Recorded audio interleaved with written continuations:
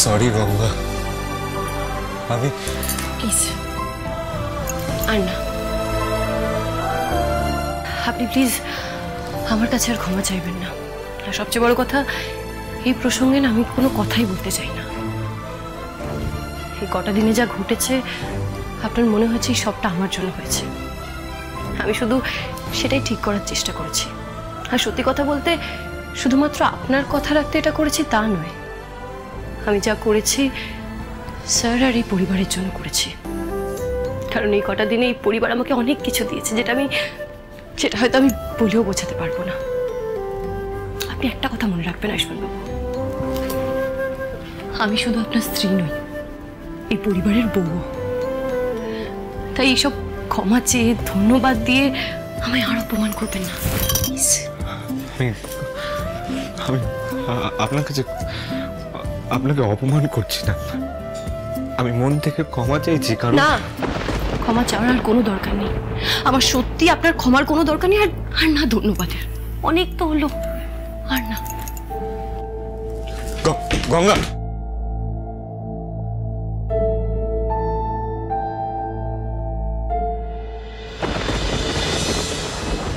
জানো, কাল আমাদের বাড়িতে আদি বাড়িতে জগদ্ধাত্রী পুজো। এবারে আপনি সুস্থ থাকলে দেখতে পেতেন। আমরা সবাই মিলে আপনার জন্য প্রার্থনা করব।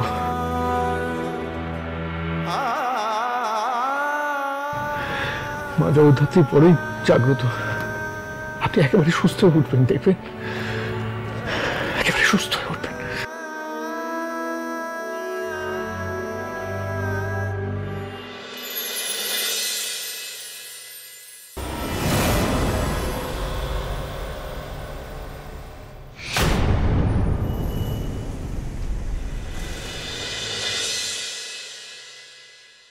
এই যে দাদু ভাই, হ্যাঁ, রুক্মিণী কেমন আছে? আমরা ফিরে এসে শুনলাম সব। এই কদিন তোমাদের উপর দিয়ে কি গেছে, তুমি ঠিক আছো তো?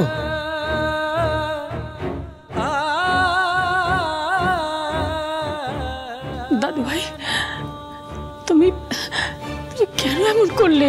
একটি বার আমাদের কেন কিছু জানালে না? এত কষ্ট, এত যন্ত্রণা সব তো একসঙ্গে একা একা সহ্য করে জুঝলে এইভাবে?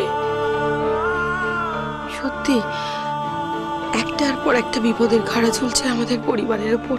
একটু সুখের মুখ দেখতে না দেখতে আবার অশান্তির অন্ধকার সবটা ঢেকে দিচ্ছে। বুঝতে পারছি না ভগবান আমাদের কোন পাপের সাথে দিচ্ছেন বলতো? শাস্তি না, উনি আসলে পরীক্ষা নিচ্ছেন। তবে আমিও প্রতিজ্ঞা করছি, উনি যাই পরীক্ষা নেবেন না কেন, আমি যেটা করলে এই পরিবার, রুক্মিণী, সকলে ভালো থাকে, সকলকে রক্ষা করতে পারি, আমি সেটাই করব, সফল হব। তুমি একা নাও বাবা, তোমার এই পরীক্ষায় প্রত্যেকটা মুহূর্ত আমরা তোমার পাশে আছি। তোমরা অনেক কিছু করেছো এই পরিবারের জন্য, তোমরা সকলে। তা আমি সবার বড় হয়ে অনেক সময় আমি ফেল করেছি, সকলকে রক্ষা করতে পারিনি, দায়িত্বগুলো ঠিক করে পালন করতে পারিনি। কিন্তু আর নয়, এবার আমি ভুল কোনো ডিসিশন নেব না। আমি যেটা করার দরকার হয় এই পরিবারকে রক্ষা করার, আমি সেটা করব। আমরা সবাই আপনার পাশে থেকে সেটাই করব স্যার। যে বা যারা এই পরিবারের ক্ষতি করার চেষ্টা করবে, বিপদে ফেলতে চাইবে, তাদের আমরা উচিত শিক্ষা দেব।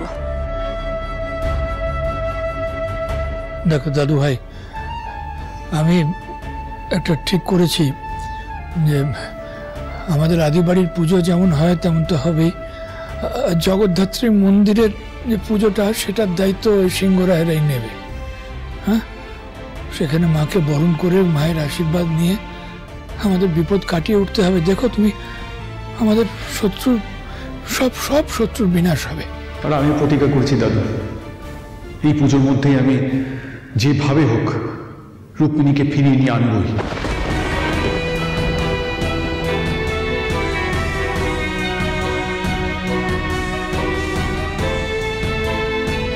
আমাদের সবার বিশ্বাস দেখিস সবটা খুব তাড়াতাড়ি ঠিক হয়ে যাবে। আচ্ছা শোন না, এবার সবাই একটু ফ্রেশ হয়ে নে, আমাদের তো আবার পুজোতেও বসতে হবে, তোকেও বসতে হবে। চ। হ্যাঁ, আমি পুজো নিয়ে পুরোহিত মশাইয়ের সাথে কথা বলছি। আর পুজোয় যা যা লাগবে আমি আর কে সামলে নেবো। যাক, ভালো কথা। এইসব ব্যাপার নিয়ে আমাকে তাহলে আর টাইম ওয়েস্ট করতে হচ্ছে না।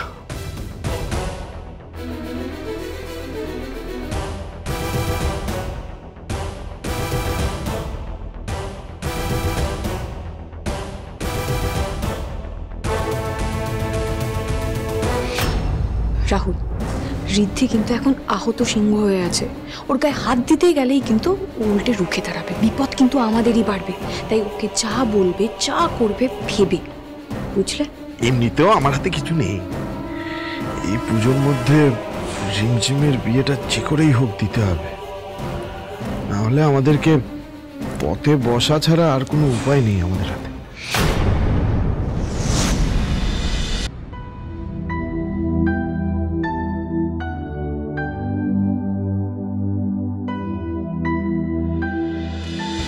এই না, এই প্যাকেটটা ধরো, এর মধ্যে একটা শাড়ি আছে। এইটা তুমি রুক্মিণী দিদি ভাইকে দেবে, দিয়ে বলবে এই শাড়িটা ওর জন্য তুমি কিনে এনেছো।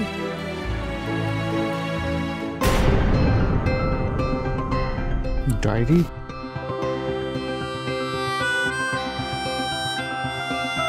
এটা কার?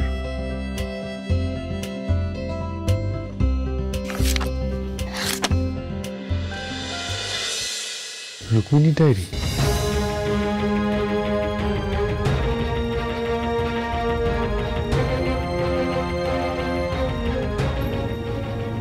আমি তোমারও সঙ্গে বেঁধেছি আমারও প্রাণ সুরের বাঁধনে, তুমি জানো না আমি তোমারও পেয়েছি অজানা সাধনে।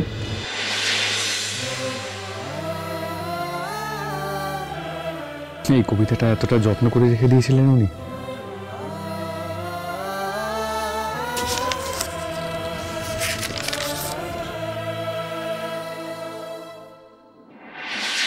অত্যন্ত অদ্ভুত একটা লোক এই ঋদ্ধিমান সিংহ রায়। এমন দাম্ভিক অহংকারী ঝগড়ুটে মানুষ আমি দেখিনি আগে।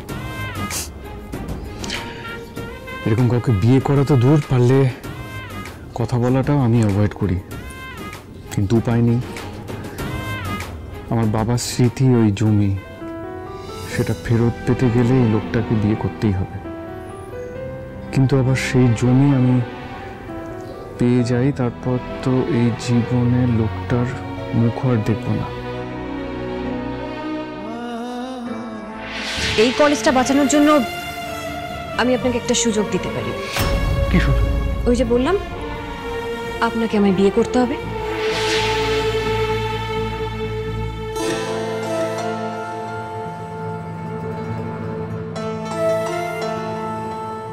একদিন যে মানুষটার মুখ আর দেখব না ভেবেছিলাম, অদ্ভুতভাবে আজ তার মুখ না দেখে থাকতে পারলে আমার খারাপ লাগে। যে পরিবারে এসেছিলাম প্রতিশোধ নেব বলে, যে সংসার গড়ে তুলেছিলাম একটা মিথ্যে খেলার মতো করে, আর সেই পরিবার সেই সংসার আমার সবটুকু হয়ে উঠেছে। না ঋদ্ধিমান বাবু, না আপনি কারোর কাছে মাথা ঝোঁকাবেন, আর না এই রাহুল সেনগুপ্তর কাছ থেকে আমরা একটা টাকাও ভিক্ষা নেব। 24 ঘন্টার মধ্যে এই ডিলটা আপনারই হবে। বাবা রুশালীকে হারাবার পর তো একেবারে নিঃস্ব হয়ে গেছিলাম আমি, কিন্তু এখানে স্বামী, সন্তান, মা, দাদু, ঠাম্মি, পিসিমণিরা সবাইকে নিয়ে কি সুখে দিন কাটছে আমার।